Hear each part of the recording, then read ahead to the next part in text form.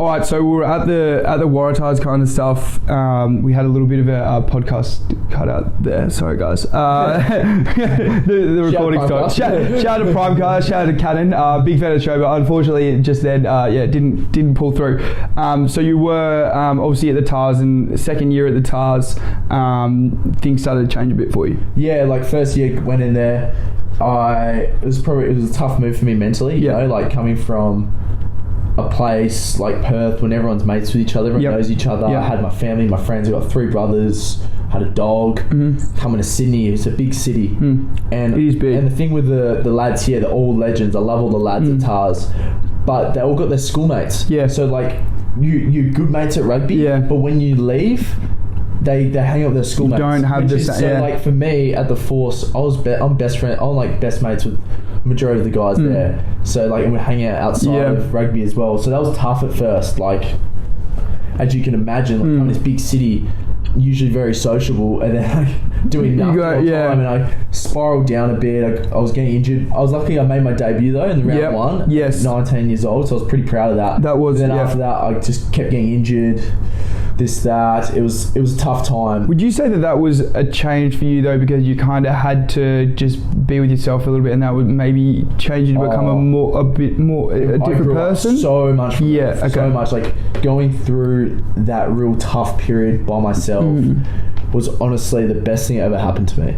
I learnt so much about myself. I reflected a lot on previous things that happened to me and how I've acted, and I just reflect on things. And like now I'm very content with who I am and how I go about my business. And so it was such a good learning curve 2020 for me. Like I was injured literally the whole year. Injury after injury after injury. And it was tough because I remember I've had injuries but I always came back from them. And how much does it fuck your mental health when you're in the rehab group and you're like sitting there like doing the runs and all that sort of stuff, and like everyone's out there training and you're like there on the spin bike when you're OP or something? Oh my god. So I had OP as well. Like it's the worst thing. And I think for me, I'm a very competitive dude, and probably the way I went about my training in 2020.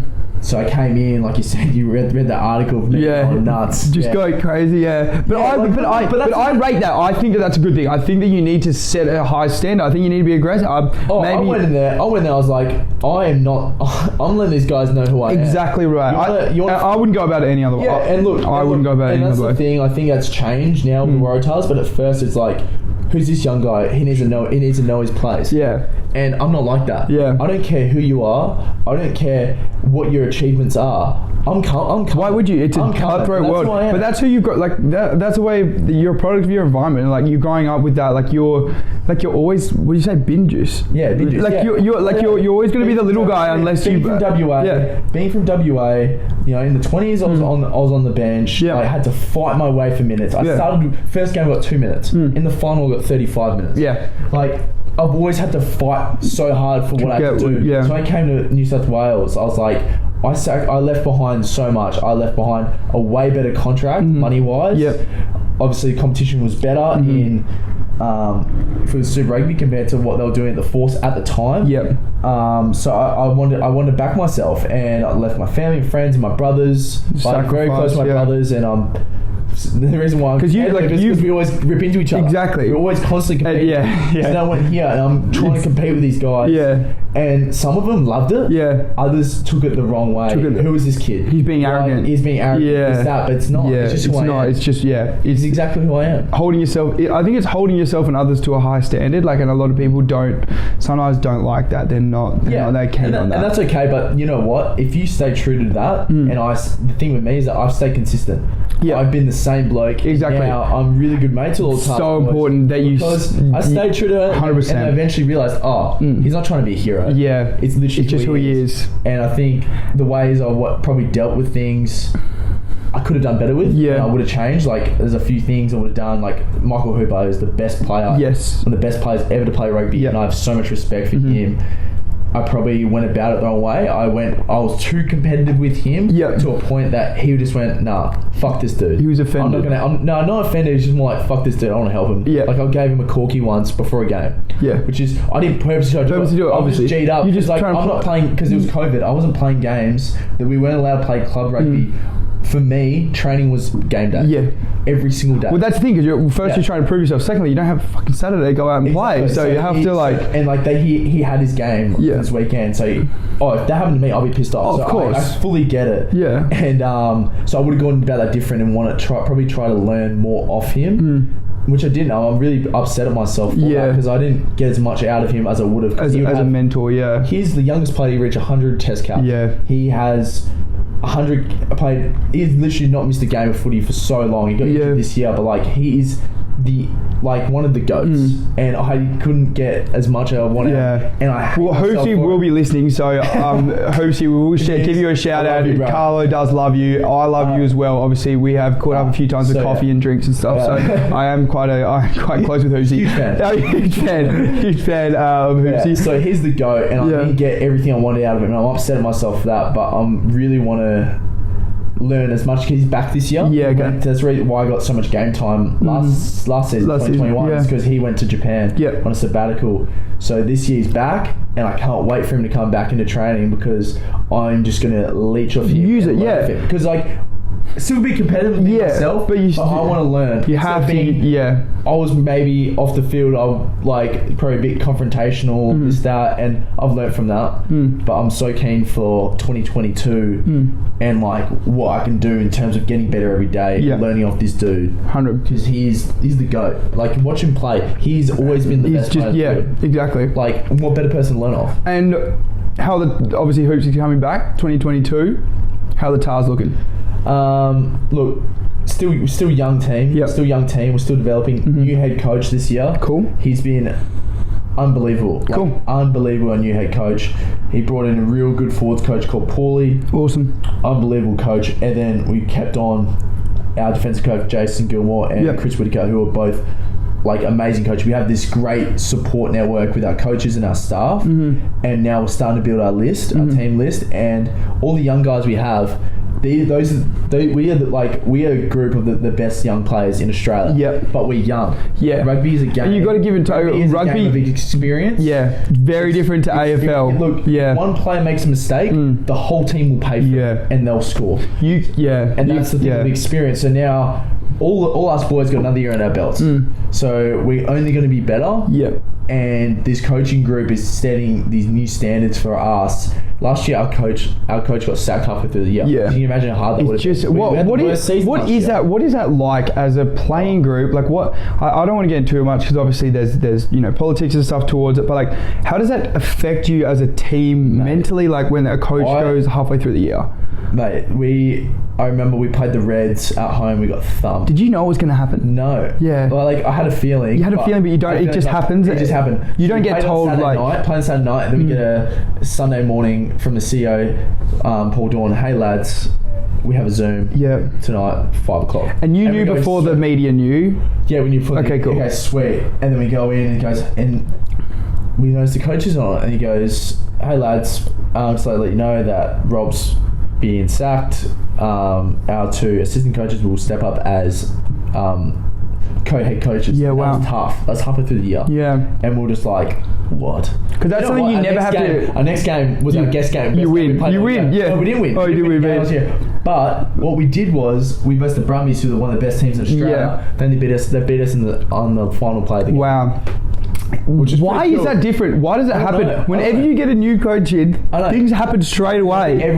I think there's emotion and like this want to prove. When you're losing week in, week out, things happen straight away. You lose that want and like, how do I say it? There's just when you have a losing change rooms. Yeah, it sucks. It's cancerous. Oh, it sucks. It's the so bad. Is cancerous. Oh, it's so bad. Yeah, it's the worst. And getting that every single week, but then new coach. Okay, there's something to play for this. Yeah, it's different. I might not have my spot. There's a new coach. They can have new opinions on, positions and stuff. It's different, yeah. And we went in. We played so well. And that's the thing. Experience-wise, that's why we lost. But we learned a lot from that game. Yeah. And the week after, I think. What was it? The week after we lost by after the siren again. Wow. 2 weeks in a row. Okay, far out. 2 weeks in a row. That's the thing with sport. It's such there's so much that goes on that we just like you don't really understand. Like you don't understand what the behind what's behind that. Like it's just so hard to. People underestimate the technical side of rugby.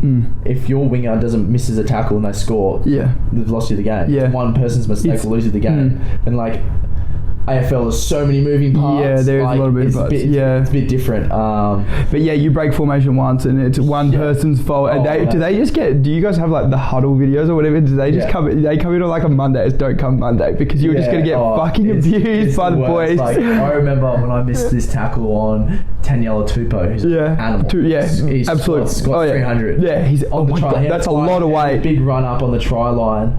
Had like a 5-meter run up and I've come around to make a cover tackle and I went to go hit him and he bounced me off and he scored a try and I was on the review. I was just it's head down, you've got the hat on, you've got the sunnies on. And then that's on like tries of the year. And my brothers tagged me and I'm just like, I would have done it so differently in so many ways.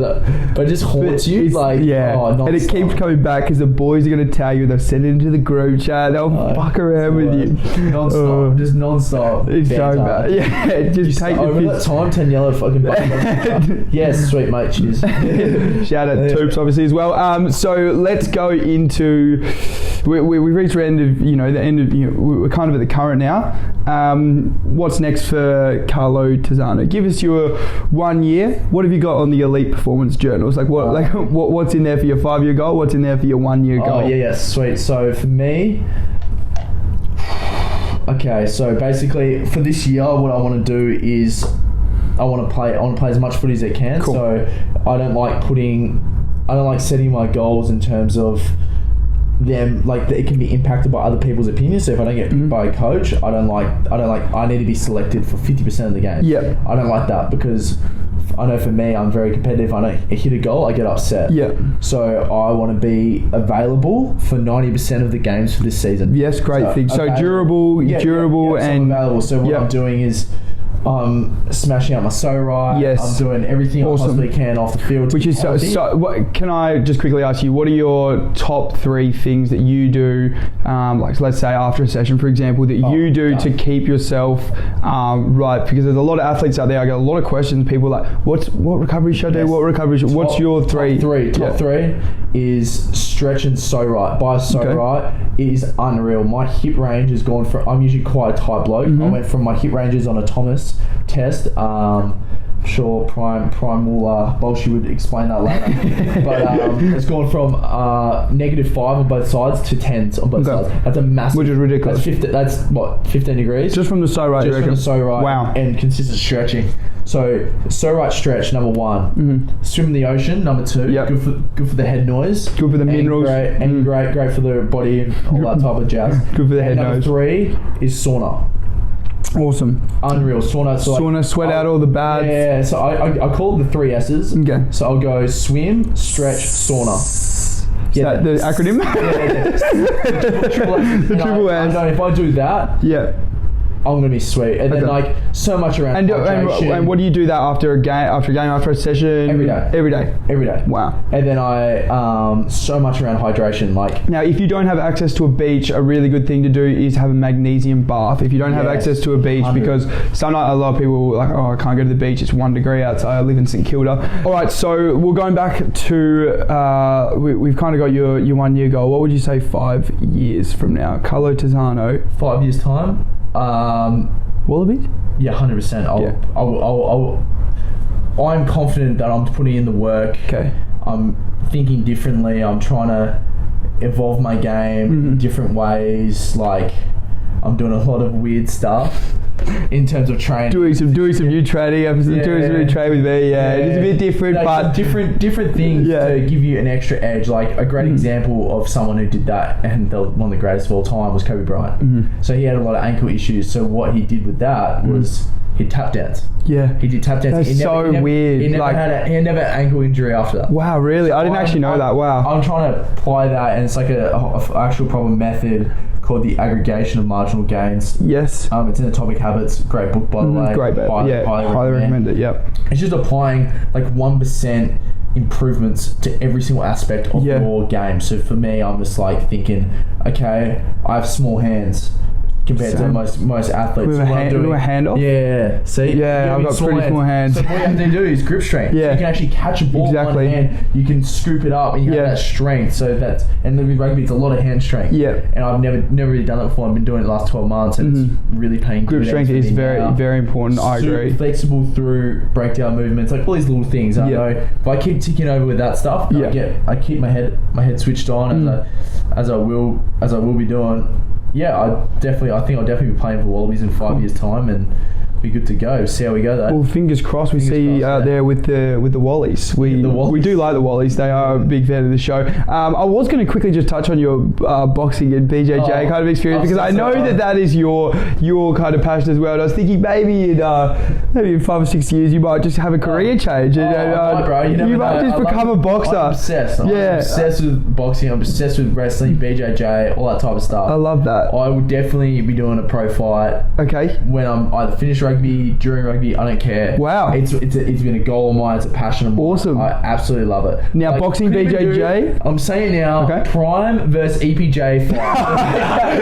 Okay. So I'll be picking my fighter, because as many of you know watching, I'm not the greatest fighter. Watching and listening. Should we do some real beef? Well, Carlo, I absolutely, I love that stuff. Yeah. I do it whenever I can. It's been hard probably the last 2 years to really do it, but because I don't have the right gym in Sydney. Of course. Kick-Ass MMA. UFC Gym Rockdale, big fan of the show. You should go check it out. Kick-Ass MMA as well. Check it out in Perth. Is the best gym to learn fight in. Awesome. In Perth. It's unreal. Every single time I'm in Perth, I go there. Awesome. I train with Steve Kennedy and his crew, and it's the best time ever. Awesome. Such a good community. So, that's definitely something I want to do. It's a bit hard at the moment, full training in the business, but awesome, I'll fit it in when I can. Yeah. All right, so we're going to finish off with 3 questions. Every Primecast I'll ask kind of 3 questions that I get a lot that I think the viewers would most like to know. So 3 big questions. Your first one is going to be your biggest tips for young rugby players. Yeah. Is myself or young rugby players? Young rugby players. Okay. So young rugby players out there, they come to you, they say, hey, Carlo, how do I get better? Mr. Carlo, how do I get better? What do you say? What do you say to these young rugby players? What would you say to them? It's kind of this is what I do. Literally what I mentioned before, definitely create a plan. Yep. Get the right people around you. Good social circle to help you put forward that plan and then execute it 100%. Now, when we talk about that, when we talk about social circle, this is not just friends. We're talking about family. We're talking about mentors. We're talking about trainers. We're talking about dietitian. This is how big your social circle of networks has to be. Yeah, and the best thing is, I love this quote: your net worth is your network. Great call. Now that might be the title of this. 100%. Yeah, I like it. Quote by Carlo. Somewhere actually, but I would say create a plan.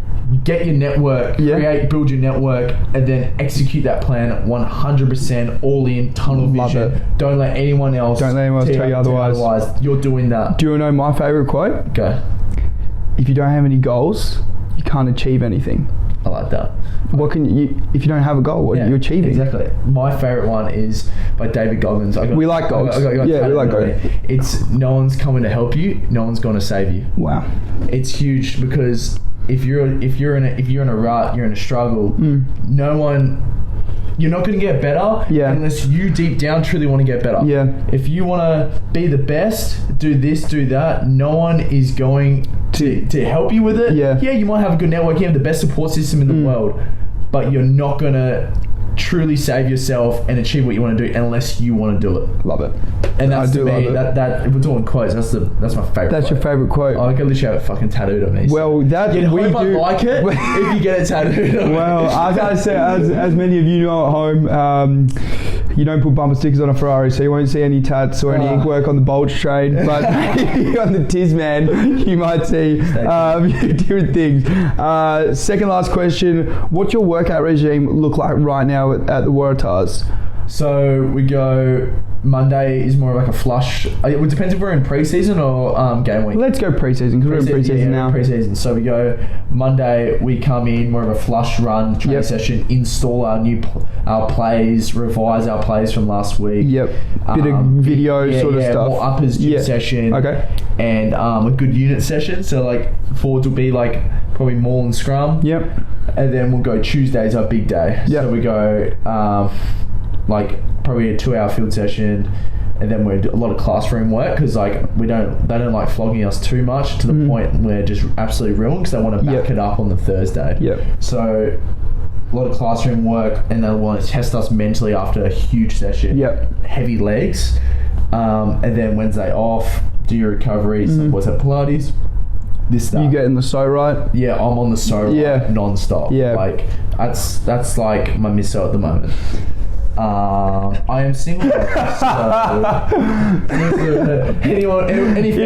if there's any girls out there looking for an eligible bachelor in the Sydney region, Carlo's so right is currently taken, but Jack's cute dog. That's probably about all you got going. Genius. Good family, obviously. Good family. We like the family man. Great family. Anyway, Thursday, big running day and backing it up, and then then we just more power orientated session, and then more classroom work. Friday more of a flush install type of session at the moment, more power, and then Saturday is just a massive field session. Awesome. Wow. So and then Sunday just chill. Sunday off, just go for a swim, and then back to it.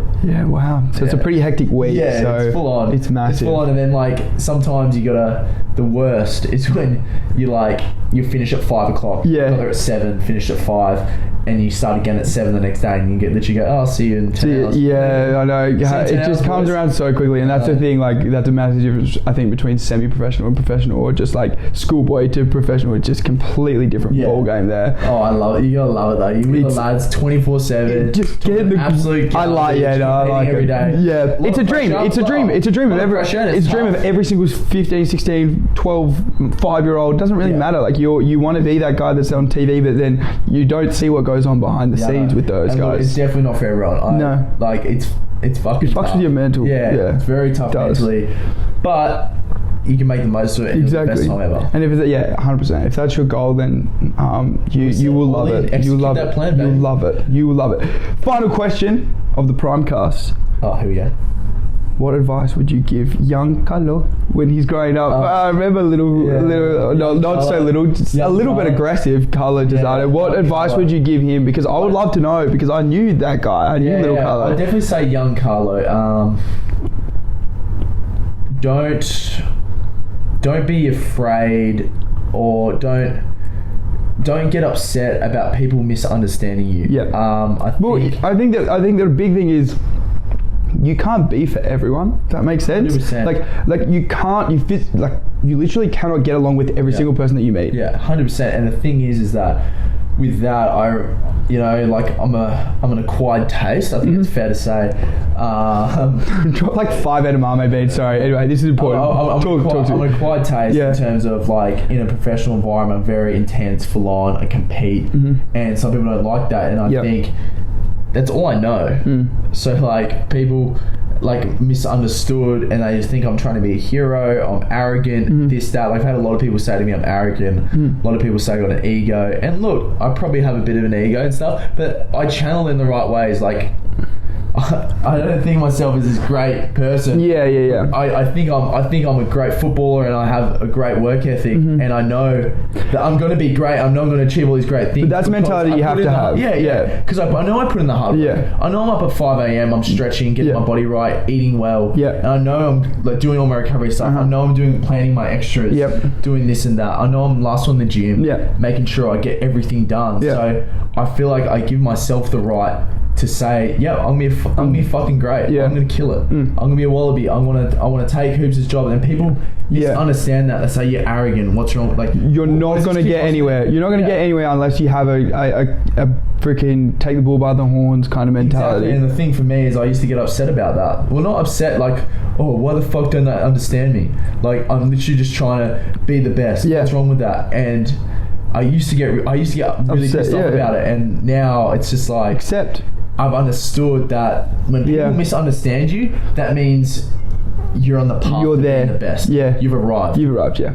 People start to notice. That's the biggest thing. When people misunderstand you, that's when you know you're doing the right thing. You're there. So 100%. I think for me, that's the biggest advice I give my younger self, because like, just keep doing your thing, execute your plan, and I'm telling you, you do some great things. And I've been pretty lucky so far with what I've been doing. And you say luck, but you make your own luck. Yeah, exactly. But I'm keep grinding away. Yeah. I think I'm more lucky with the environment I grew up in with my parents, and still a really good work ethic with me. So so important. That's what I say.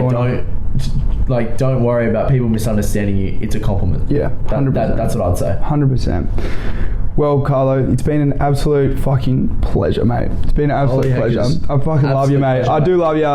It's been an absolute pleasure to have you on the PrimeCast. I can't thank you enough for your words of wisdom, everything that you've given. I think that the overall message, obviously, if you're a young athlete out there, it's probably, start to set your goals, choose a sport that you really love, be prepared to sacrifice school, friends, social circles. Alrighty, legends, I just want to thank you guys so much for coming in and listening to the PrimeCast, the Prime podcast, Train Like an Athlete podcast. Obviously, we've been sitting with Carlo and obviously going through plenty of different things. So if you're a young rugby player, athlete, or just any type of athlete out there, I hope that you listen to everything that Carlo's had to say and really take it on board. Obviously, go and check out Carlo's stuff, his journals, Elite Performance journals are absolutely fantastic. I have had a look at them and I really do like them. So I think that they would be really beneficial for you guys out there to have a check out. February. Yeah, February is when they're coming out. February, March. I'll upload it in Feb. No, we really like it, guys. We really appreciate you guys watching and tuning in. So subscribe to the channel if you're watching on YouTube. Subscribe to the potty if you're on Spotify, any type of listening app. But yeah, we really appreciate it, guys. Be good. Stay sexy. Be yourselves.